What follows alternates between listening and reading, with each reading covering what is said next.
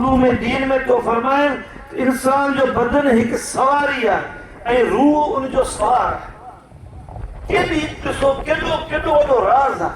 ही मादे अनसर, ही बदन, ही तव्हांजो ही जेका बॉडी इहा तव्हांजी सवारी आहे ऐं रूह तव्हांजो सवार आहे। रूह तव्हांजे मंझि पाकीज़गी हूंदी त उन बॉडी थी सवारी कंदो, उनजी वाघ बि हणंदो, उनखे हथ बि हणंदो। जॾहिं सुवार भलो हूंदो त सुवारी ऑटोमेटिकली केॾी बि उन सुवारी मंझि हेरा फेरी हुजे, पर सुवार जेकॾहिं उन वटि वाघ जेकॾहिं मज़बूत आहे त सुवारी हेॾां होॾां बि कोन थींदी। केॾो केॾो केॾो वॾो राज़ आहे। ही तुंहिंजी बदन सुवारी आहे ऐं रूह तुंहिंजो सवार आहे। वरी हज़रत मौलाना रूमी था फरमाइनि तूं बदन न आहे, तूं हिकु रूह आहे।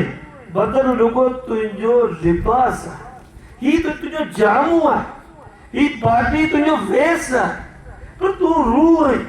तूं उन रूह खे सुञाण। तो इन सिर्फ़ बॉडी खे परखियो आहे, पर हिन अंदर रूह खे तूं सुञाण। तूं रूह आहीं, तूं अमर रबी आहीं, तूं रूह आहीं। तो उन खे छॾियो, तो उन मादी अंसर खे फोकस कयो, उन बॉडी ॾहीं तूं मुतवजा थींदो रहे उन खे ई तो सभु कुझु सम्झो उनजी ख़्वाहिशातनि खे तो प्लस पॉइंट ते आंदो। वरी शाह वलीउल्लाह देलवी फरमाइनि था त इंसान जी कामयाबी रूह ऐं बदन जे विच में तवाज़न खे बरक़रार रखणु आहे।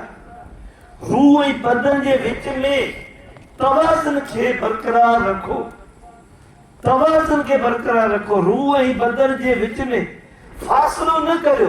रूह हुते बीठो आहे त बदन हिते बीठो आहे, न हुन में तव्हां तवाज़न खे तव्हां उनखे बरक़रार रखो।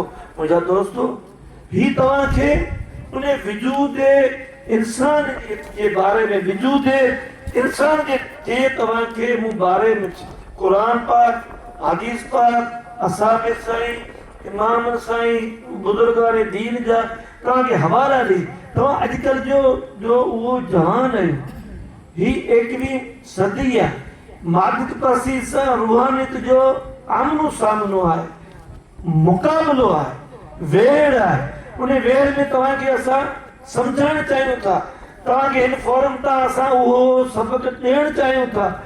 त हाणे तव्हांखे वरी तव्हांखे